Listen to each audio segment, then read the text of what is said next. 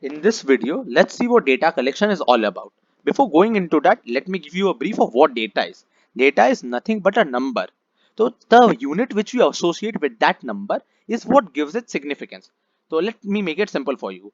I give you the number 10, and if I associate it with rupees, 10 rupees, then it will mean currency. If I tell you I'll kick you 10 times, so it will have a different meaning. So data is given meaning by the unit it carries. Okay. So now let's see how we can collect these type of data. So there are two ways, primary as well as secondary methods.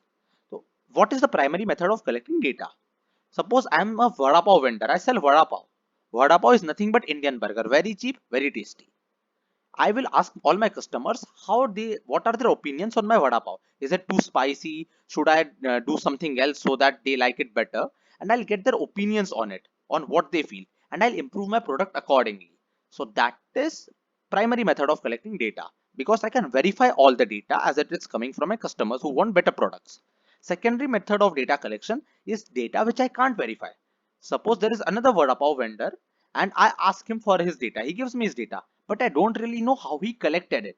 So that data is not verified and I can't fully rely on it. Okay. So this image will show you a bit about how this is applicable in industry scenarios and companies.